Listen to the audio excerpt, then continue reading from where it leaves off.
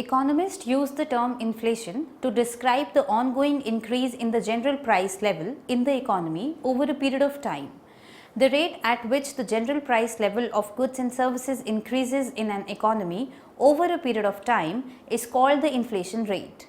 A rise in the price level or inflation reduces the amount of goods and services that a person can buy with 1 unit of money and hence reduces the purchasing power of the consumers and therefore reduce their standard of living if their money income were to remain constant or increase at a lesser rate.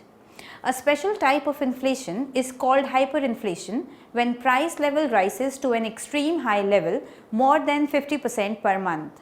The opposite of inflation is deflation, which is a situation where the general price level falls over a period of time. In this module, we will study different types of inflation, how to measure inflation, what are the different economic theories for inflation, and what are the causes and effects of inflation. After studying this module, you shall be able to know the concept of inflation, learn the different types of inflation, identify the mathematical formula for calculating inflation, get the information about the history of inflation, understand various causes and effects of inflation. Let us now discuss the types of inflation. Essentially, there are 4 types of inflation. However, over the years, many economists have come up with other types of inflation as well. We will study these different types of inflation briefly below. A. Moderate inflation. A slow rise in the price level is referred to as a moderate inflation. Generally, a moderate and stable inflation is considered by some economists to be good for the economy as it boosts demand and permits the policy makers to lower the real rate of interest to low and even negative rates in order to boost demand if they feel that such a step is required.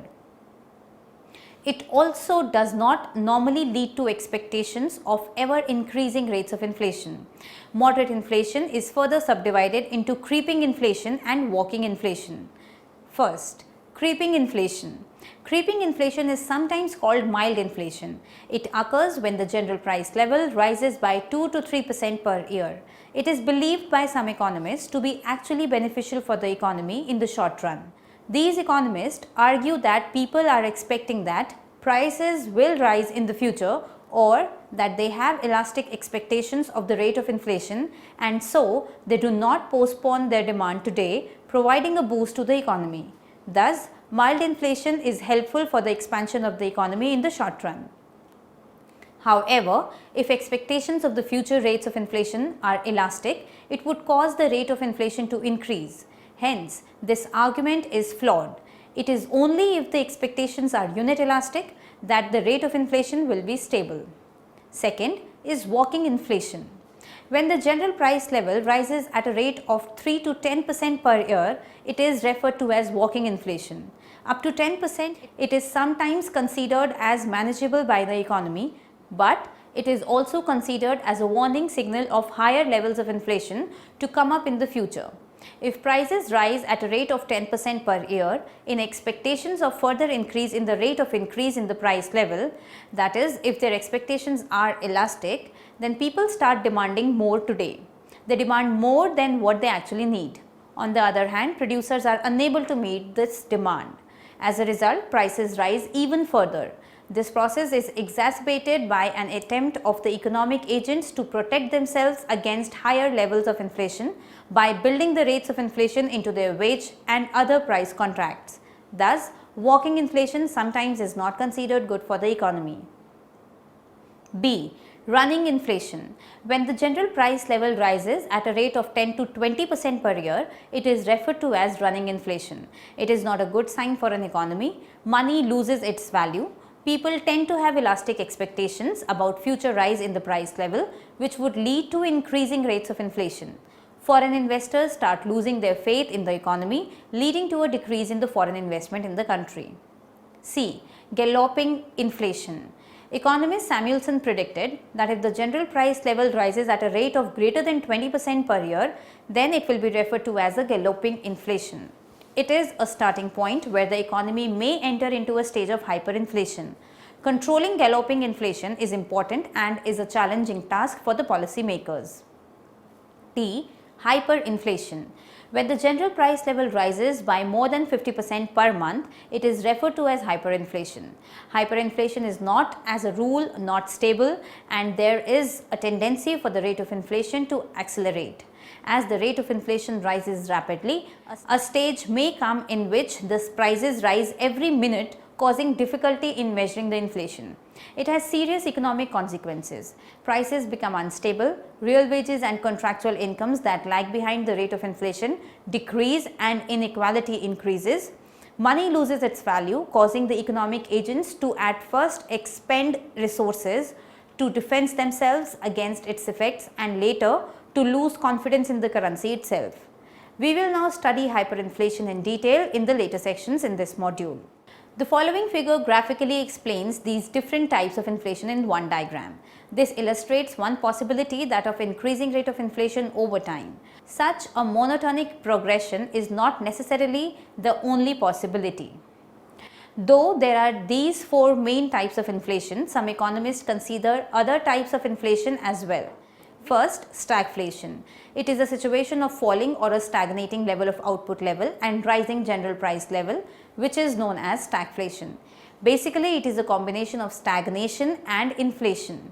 Second, core inflation. It represents the long run trend of inflation and is calculated by excluding inflation in commodities that are subject to transitory volatility such as food and energy.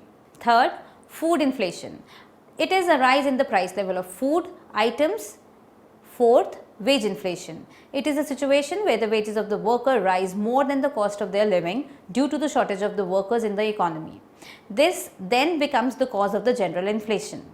Fifth, asset inflation. A situation where the price level for one asset class rises over a period of time, like housing, gold, oil, etc., while overall inflation rate is low. That situation is called asset inflation. The subprime crisis of 2008 is the best example of asset inflation in the mortgage housing market.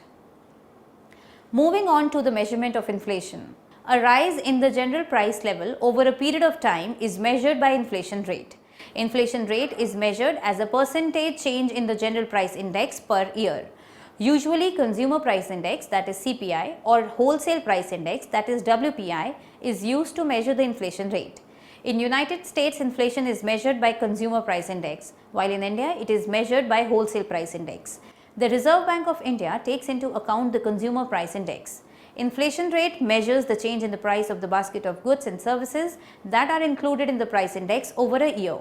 Thus, inflation rate is calculated on year-on-year basis.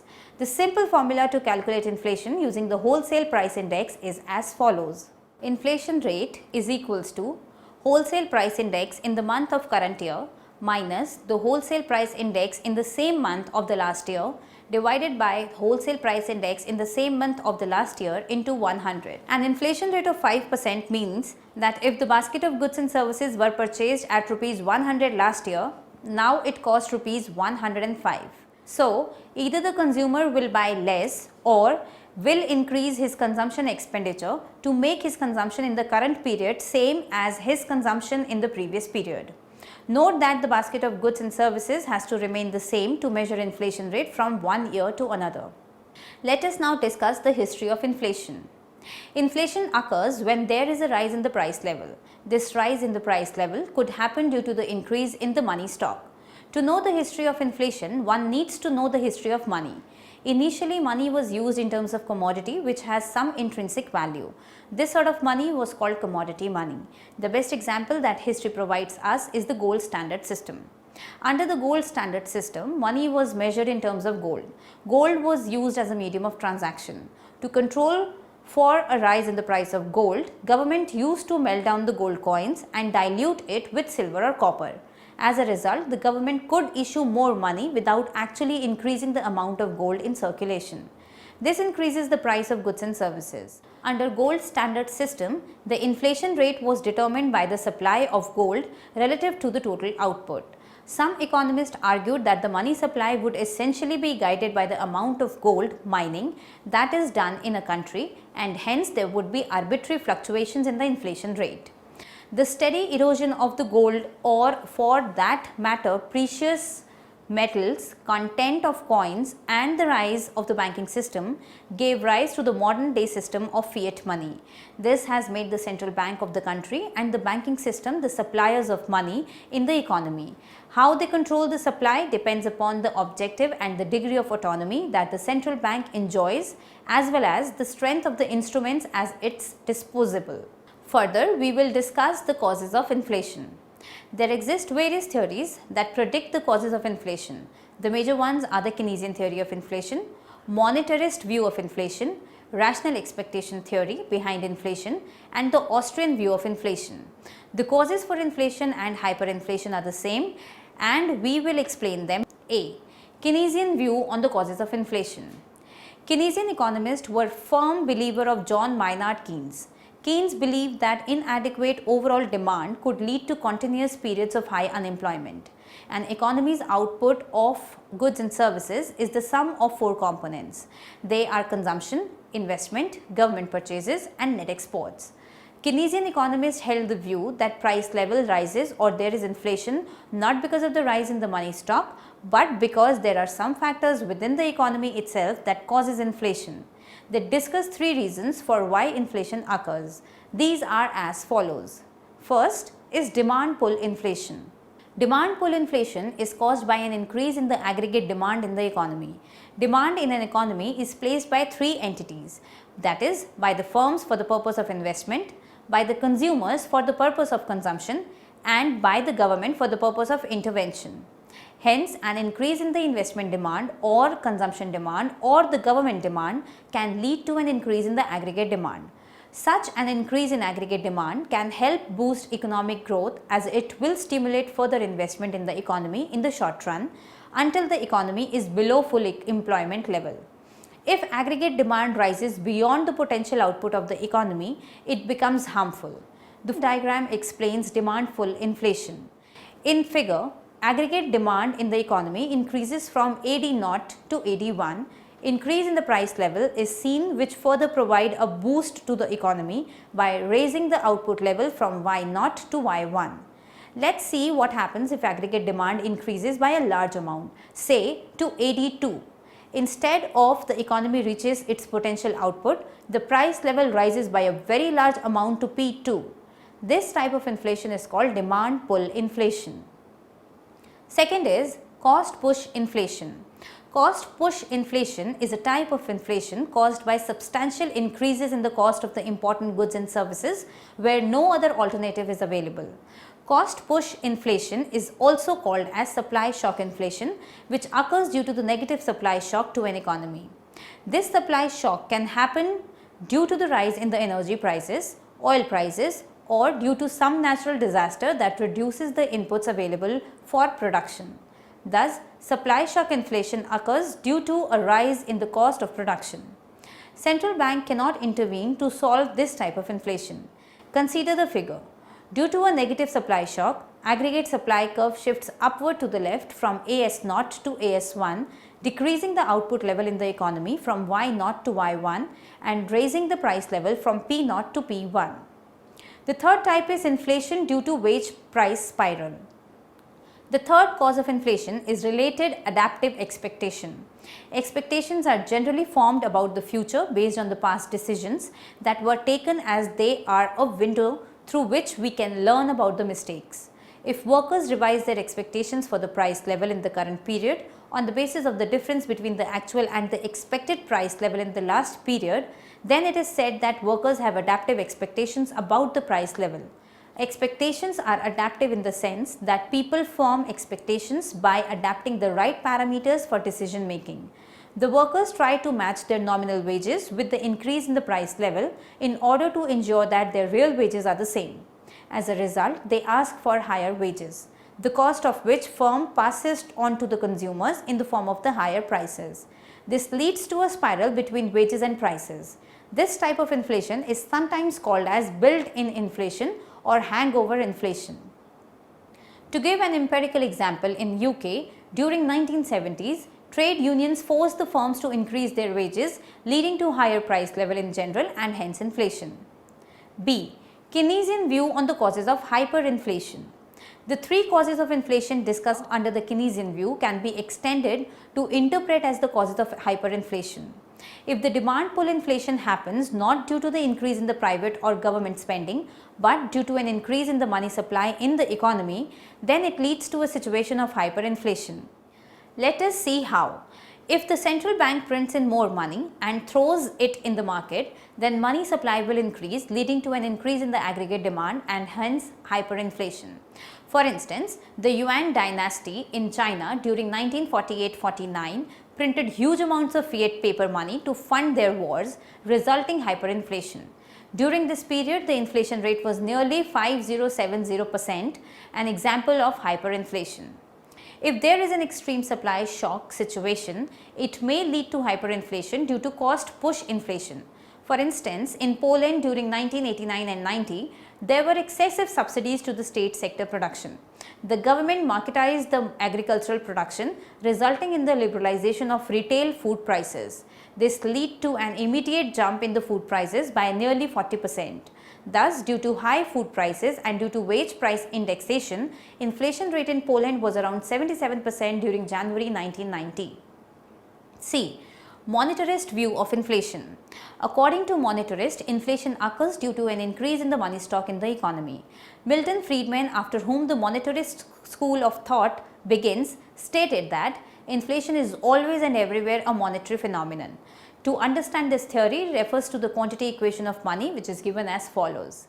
MV is equals to PY, where M stands for stock of money in the economy, V is the velocity of circulation, that is the number of times money changes its hands, P is the average price level, and Y is the aggregate output in the economy.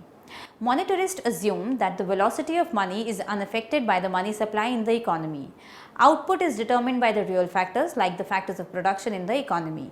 Thus, the only thing that can change the price level is the level of money stock in the economy. Velocity of money and output are like constant parameters. Hence, higher the money stock, higher is the price level, leading to inflation in the economy. Hyperinflation, according to monetarists, occurs due to a rise in the money stock in the economy, which they called as monetary model of hyperinflation. However, given the money stock, if there is an increase in the velocity of money, it leads to hyperinflation in the economy. This model is called crisis of confidence model of hyperinflation. This occurs when, due to some external event like a defeat in a war, people of the country do not want to hold paper currency.